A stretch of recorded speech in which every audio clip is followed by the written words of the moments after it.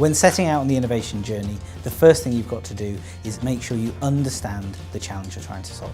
And when you think you understand the challenge you're trying to solve, that's when you have to go back and do some more work to get a deeper understanding of it. The need for innovation has never been more acute. We need different, better, lower cost public services if we are to continue serving the public. Social policy and educational policy is moving at a rapid rate. That calls for a different way of thinking and a new way of looking at some of our most seemingly intractable problems. We have reducing financial resources. We have a reducing workforce as a result of those financial resources. So actually, if we want to change things, we have to change things now. The Creative Councils programme has been about trying to identify a number of councils we can work with as exemplars of innovation, good innovation, that we want other councils to recognise and learn from. And what we're seeking to do with the programme now is just to spread that experience more widely across the whole local government sector. In Stoke, the Creative Councils project allowed us to look at energy as a tool for regeneration.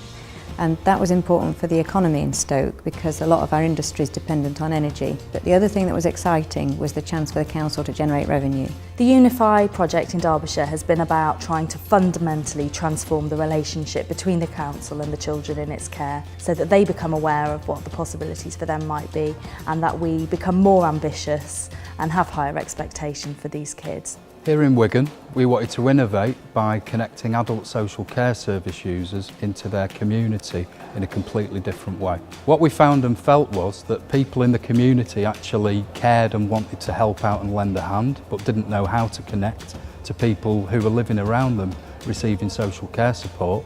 And similarly, people receiving that social care support felt lonely and isolated and didn't know what services or community offerings existed.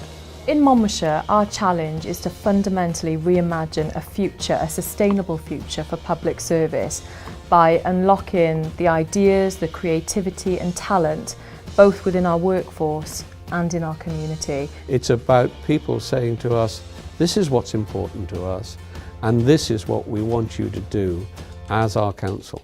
In Rotherham, we were looking at the scale of the challenge that young people face, the fact that if they want to have a job in the future, they're either going to have to start their own business or compete globally for jobs and opportunities. And we asked ourselves, is the system of education that exists now really preparing them for that challenge? And the answer came back no. I think there's a culture of innovation in local government. It's not always tagged necessarily innovation, and some of this process has been about awakening that spirit of innovation within local authorities and also saying that actually there are people across the organisation that are able to do innovative things and already doing them. Culture that supports innovation is empowering, it's permissive, it encourages people to take risks in an appropriate and managed way, and it's not fearful of failure. A really strong innovation culture is about, on the one hand, a relentless focus on your ambition, on your outcome, real honesty about how well you're achieving it. At the same time, a real creativity, a real open-mindedness about what it might take to get there.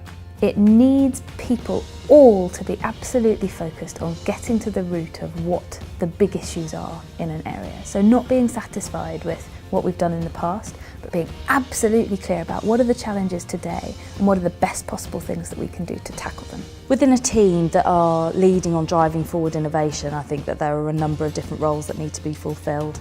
You need to have a mandate, a sponsor from somebody who has the power to ultimately make decisions. You're never going to get that perfect mix of, oh, we've got the catalyser and here we've got the organiser, because life just isn't like that. And so probably the most important skill is patience. You must be inclusive right across the council.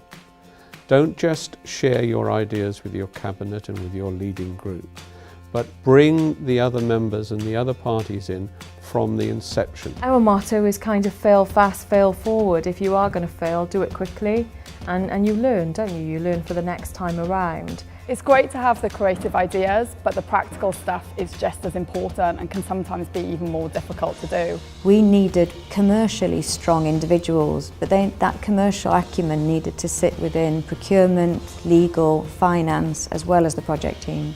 I simply don't think that we would be where we are now if it hadn't been If we hadn't been involved in this process of connecting with people outside of our organisation, so whether it was Nesta or the mentors from the Innovation Unit, or really importantly colleagues from other councils trying to do really difficult big things, being in that process with them has been critical to moving us forward.